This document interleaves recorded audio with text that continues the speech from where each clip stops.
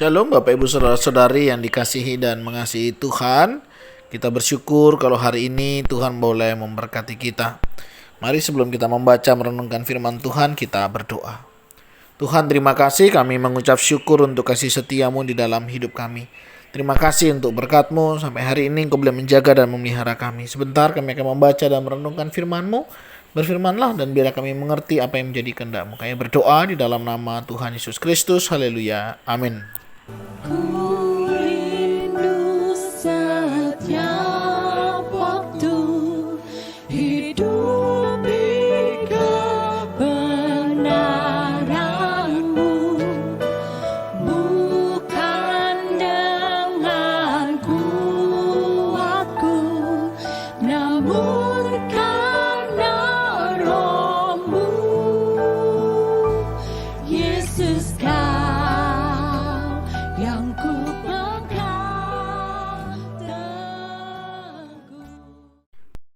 Ayat firman Tuhan terambil dari Injil Markus pasal yang ke-7 ayat yang ke-24 hingga ayatnya yang ke-30. Saya akan membacakan di ayatnya yang ke-29.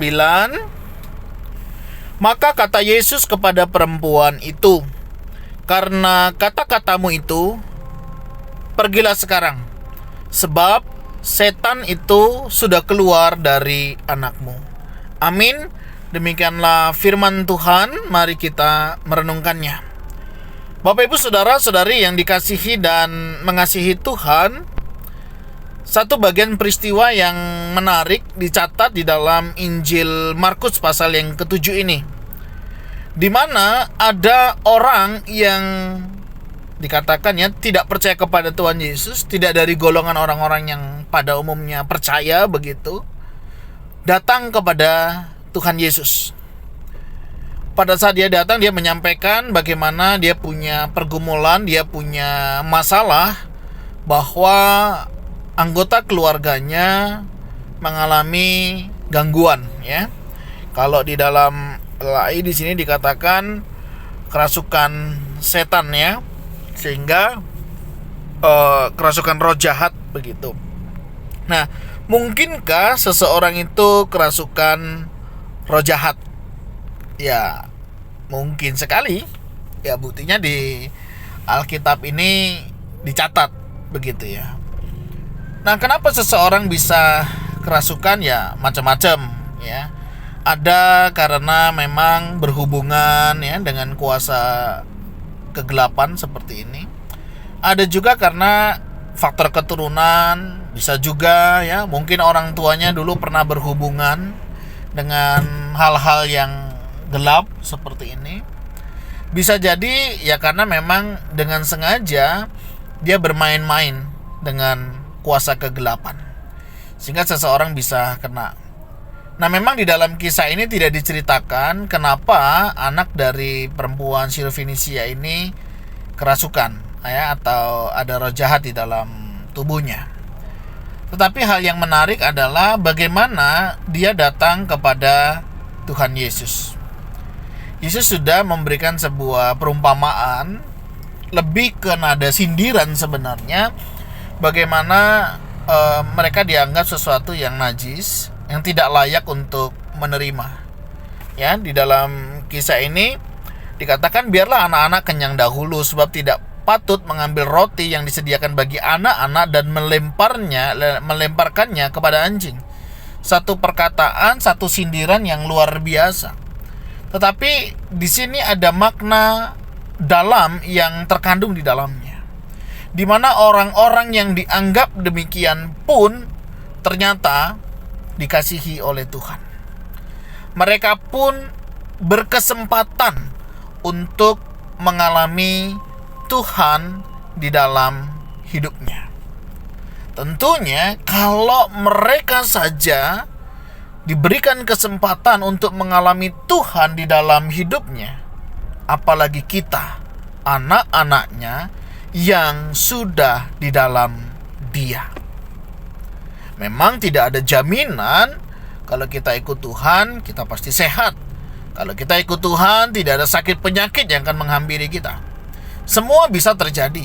sakit penyakit, ya, kelemahan tubuh dan lain sebagainya sangat mungkin terjadi. Tetapi yang menjadi keyakinan kita adalah bagaimana kita menyingkapi setiap permasalahan yang terjadi. Karena saya yakin dan percaya ketika kita beriman, kita pasti akan memiliki makna di dalam setiap peristiwa yang terjadi di dalam hidup kita.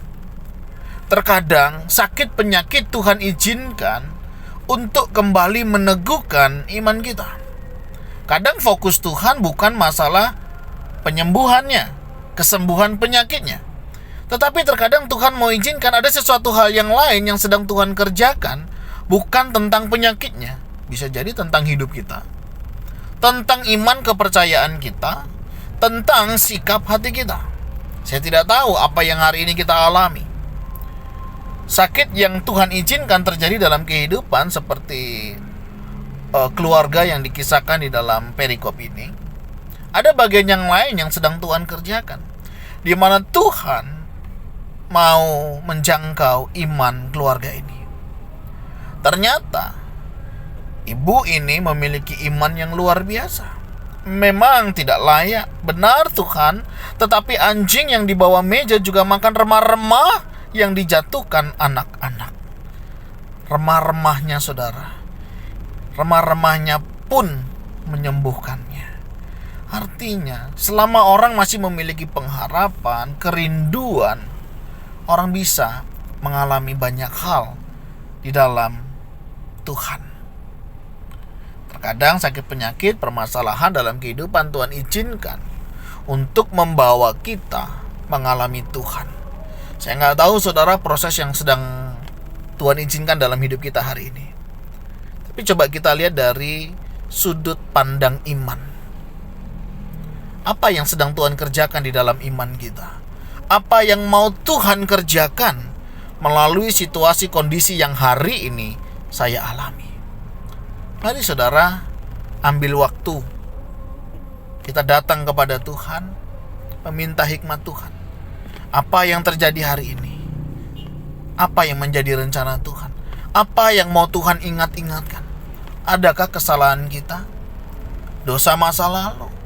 Atau hal-hal yang sedang menjadi akar di dalam diri kita? Jika ada di antara kita yang sedang mengalaminya, mari kita minta pimpinan dan petunjuk Tuhan, sehingga kita boleh mengalami apa yang menjadi maksud Tuhan. Bagi saya percaya cukup mudah dan sangat mudah kalau Tuhan hanya menyembuhkan sakit penyakit apapun itu. Tetapi apa di balik itu yang Tuhan sedang persiapkan untuk kita? Tuhan, terima kasih. Kami nggak tahu apa yang kami alami hari ini. Tapi satu hal yang kami percaya, tidak ada sesuatu yang Tuhan izinkan itu sia-sia. Kami percaya pasti ada maksud dan rencana Tuhan di dalam kehidupan kami. Apakah ketika kami hari ini sedang mengalami satu sakit penyakit, pergumulan, permasalahan kehidupan, singkapkan ya Tuhan, untuk kami boleh mengerti apa yang menjadi kehendak dan rencana-Mu, sehingga kami boleh mengalami Engkau dalam segala situasi dan kondisi. Kuatkan, teguhkan iman setiap kami. Mungkin ada di antara kami yang sedang sakit, jamah pulihkan, dan ajar kami menggunakan waktu istirahat itu untuk kami merenungkan akan kasih dan kebaikan Tuhan. Jika karena kelemahan tubuh, Tuhan pulihkan sehingga kami boleh sehat. Jika karena ada rencana untuk menyatakan kemuliaan Tuhan, nyatakanlah ya Tuhan. Terima kasih ya Tuhan. Ini doa seru kami naikkan di dalam nama Tuhan Yesus Kristus. Haleluya. Amin. Bapak Ibu Saudara, demikian renungan kita. Tuhan Yesus memberkati kita sekalian. Shalom.